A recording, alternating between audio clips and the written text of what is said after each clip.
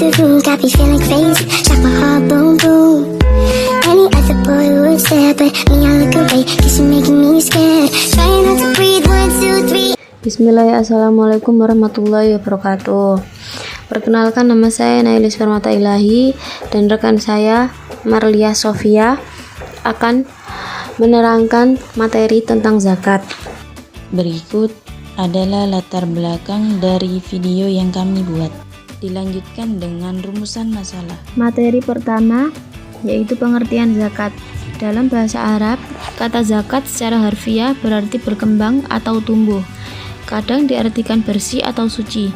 Adapun dalam pembahasan fikih, istilah zakat diartikan sebagai sejumlah harta tertentu yang wajib dikeluarkan dan diserahkan kepada orang-orang yang berhak menerimanya. Pengertian yang lain, zakat adalah salah satu ibadah pokok dan termasuk salah satu rukun Islam. Dan secara arti kata, zakat berasal dari bahasa Arab, dari akar kata, zakat mengandung beberapa arti seperti membersihkan, bertumbuh, dan berkah. Dalam terminologi hukum syarah, zakat diartikan sebagai pemberian tertentu dari harta tertentu kepada orang tertentu menurut syarat-syarat yang ditentukan. Poin yang kedua yaitu hukum zakat. Hukum zakat dalam Islam adalah wajib bagi setiap muslim yang telah memenuhi syarat tertentu. Berikut adalah beberapa poin penting mengenai hukum zakat. Yang pertama yaitu kewajiban.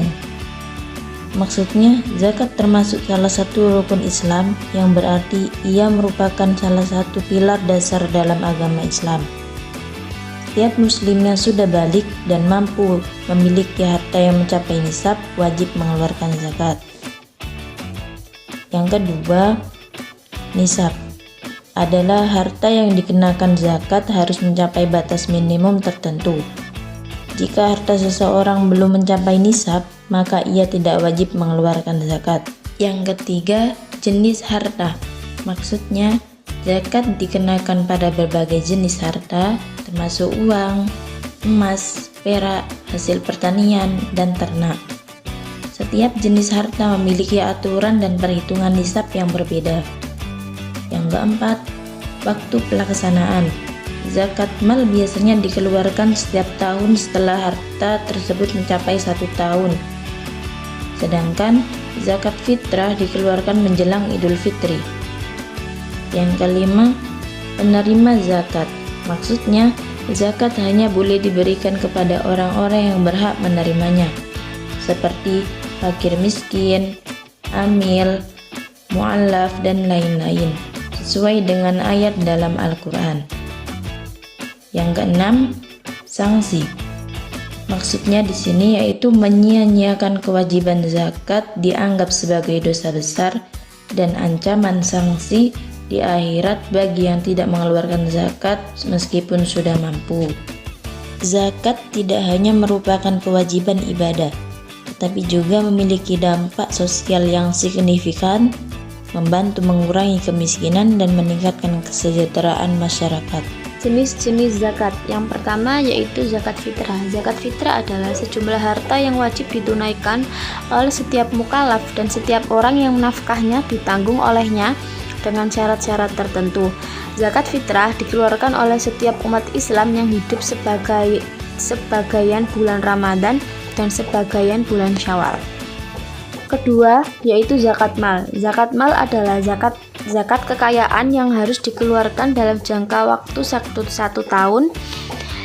Dalam waktu 1 tahun sekali yang sudah memenuhi nisab, mencakup hasil perniagaan, pertanian, pertambangan, hasil laut, hasil ternak, harta 7 temuan, emas dan perak, serta hasil kerja profesi. Masing-masing tipe memiliki perhitungannya sendiri-sendiri. Materi keempat yaitu perbedaan atau perbandingan mazhab mengenai bab zakat. Yang pertama yaitu jenis zakat. Mazhab Hanafi memisahkan antara zakat harta dan zakat fitrah dengan ketentuan yang lebih rinci. Mazhab Maliki memiliki fokus yang lebih besar pada zakat pertanian dan harta yang dihasilkan. Mazhab Syafi'i menekankan pada zakat harta dan zakat fitrah dengan perhitungan yang spesifik.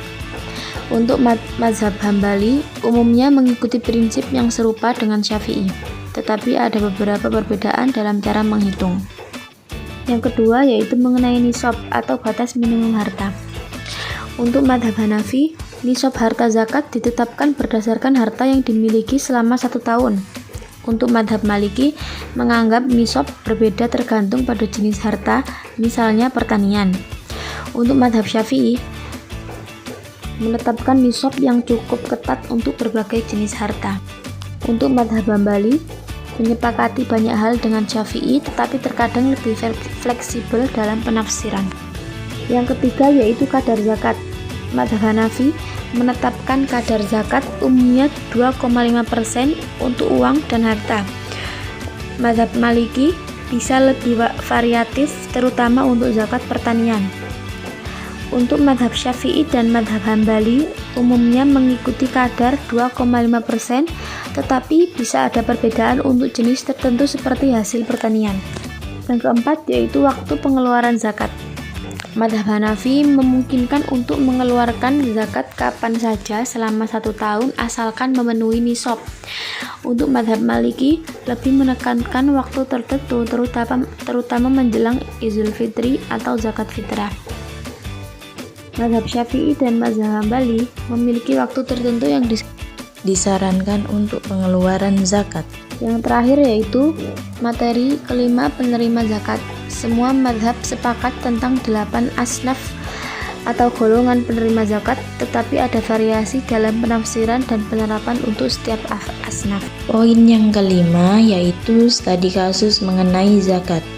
Salah satu studi kasus yang menunjukkan manfaat zakat adalah penelitian di Badan Amil Zakat Kota Palangkaraya.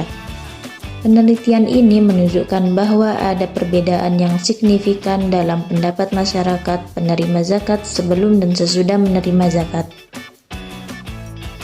Ada 6 poin, yaitu yang pertama, membantu pemerataan ekonomi zakat, membantu menciptakan masyarakat yang lebih merata dalam hal pemerataan ekonomi dan distribusi kekayaan. Poin yang kedua yaitu memperkuat solidaritas sosial zakat, memperkuat solidaritas sosial.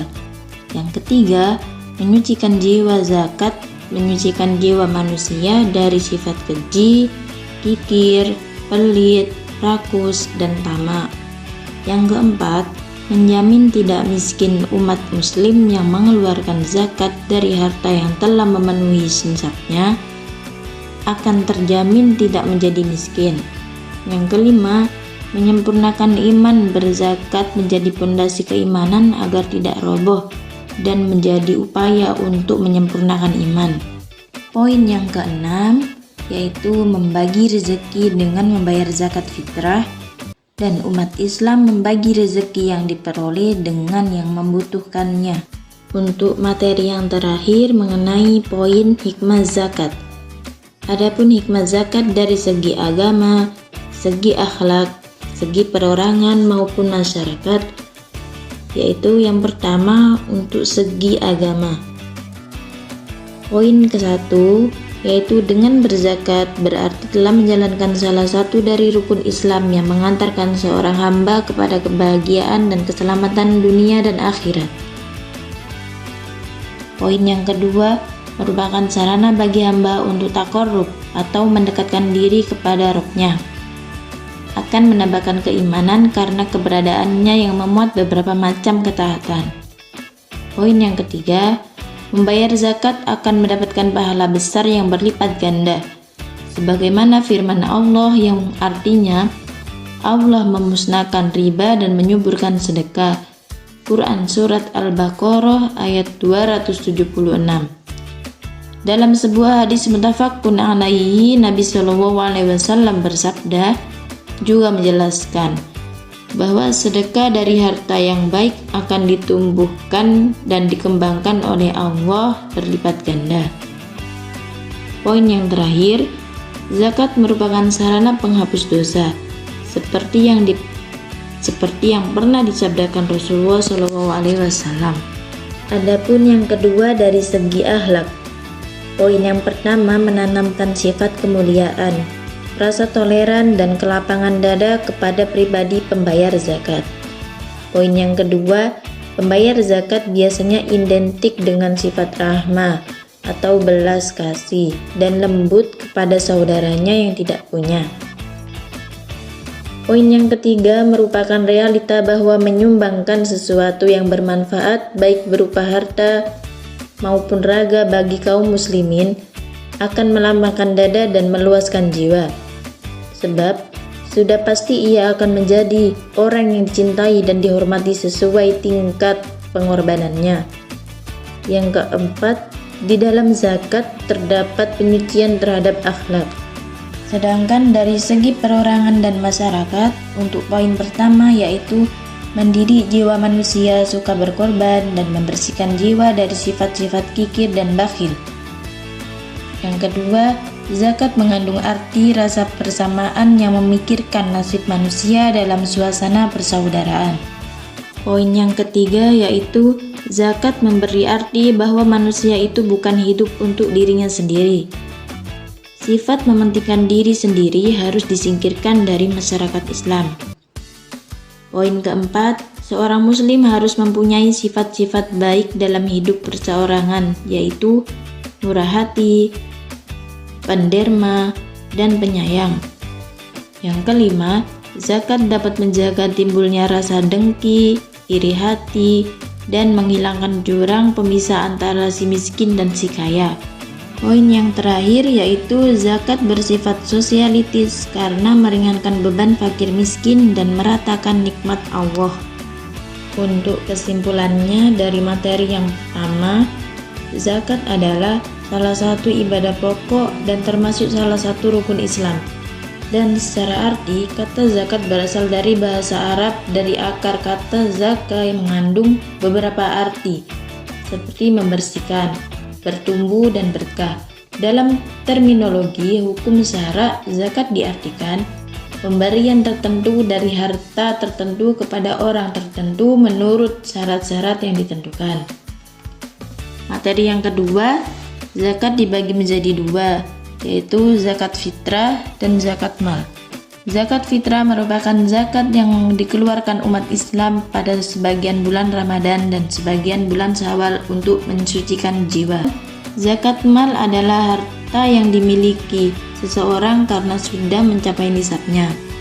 Materi yang ketiga, yaitu orang-orang yang berhak menerima zakat adalah orang fakir, orang miskin, amil, mu'alaf, hamba sahaya, orang yang berhutang, fisabilillah, dan ibnu sabil.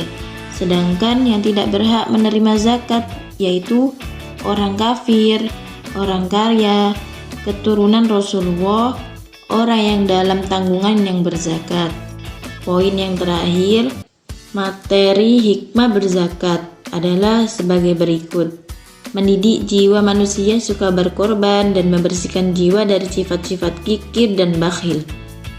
Zakat mengandung arti rasa persamaan yang memikirkan nasib manusia dalam 19 suasana persaudaraan.